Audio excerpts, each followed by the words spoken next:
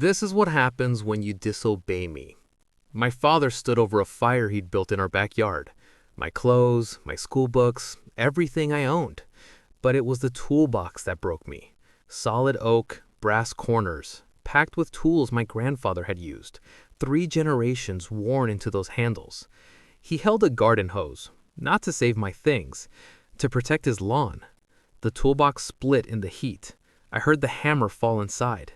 5 minutes. Everything gone. I was 17. I said nothing. 6 years later, I called him. He answered on the first ring. I said 2 words. Check your mail. My name is David. I'm 26. Let me take you back to Dayton, Ohio. The house at 4892 Ridgewood Drive was my father's kingdom. Dinner at 6 sharp. I cooked. I cleaned. My younger sister left her plate for me. My father sat in his lazy boy like a king on a throne. He kept every document locked away. My birth certificate, my social security card. I'd never held my own ID. My grandfather died when I was 15. Left me his wooden toolbox. My grandmother held my face before she died. You have his hands, David. Go to school. Promise me. I promised. I graduated top 10. The guidance counselor printed college lists. I brought one home. My father didn't pick it up. College? For what? Engineering. A man goes to college and knows 50 grand to build birdhouses? My mother stood at the sink. She didn't turn around. I already worked weekends at a gas station, but every Tuesday and Thursday after school, I stayed at the library, filling out applications behind his back. When I was 14, he screamed in my face until spit hit my cheek. I told my counselor. CPS came. Nothing happened. But from that day, I became the son who called the cops on his own father. Relatives stopped calling, and whenever I pushed back, he had one line.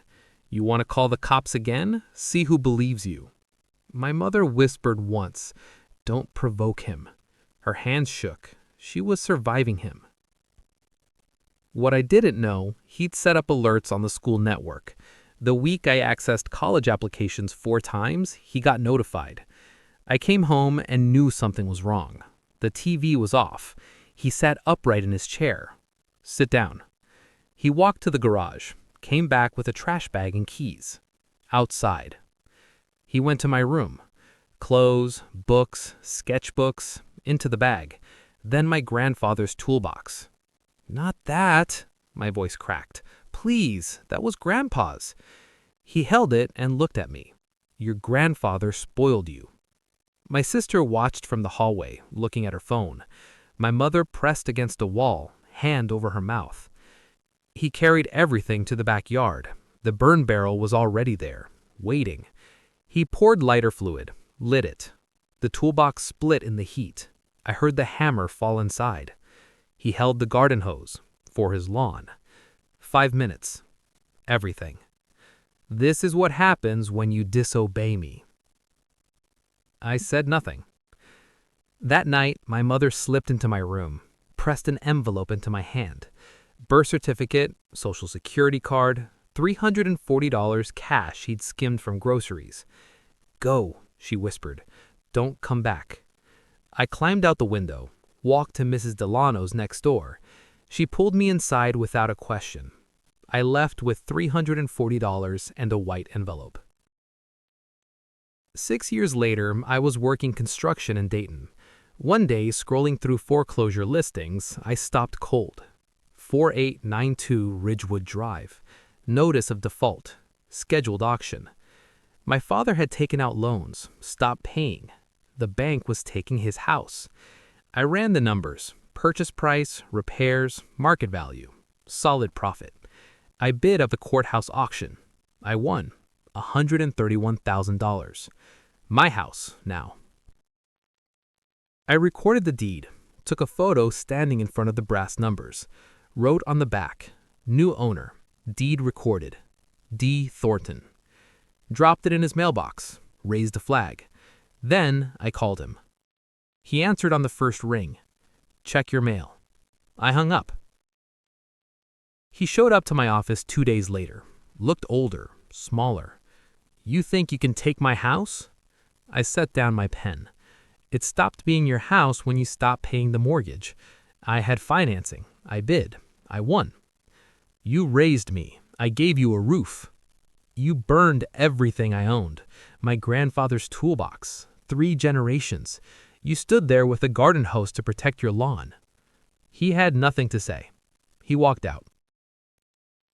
I gave him 30 days. He moved out on day 27, took the lazy boy and 3 boxes. I drove to the house with a locksmith, started repairs.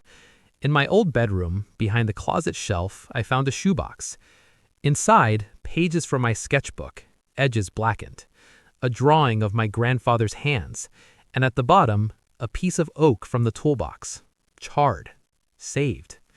He'd gone into the ashes after the fire, pulled this out, kept it for 6 years, never told me, never apologized, just kept it, like he kept my phone number.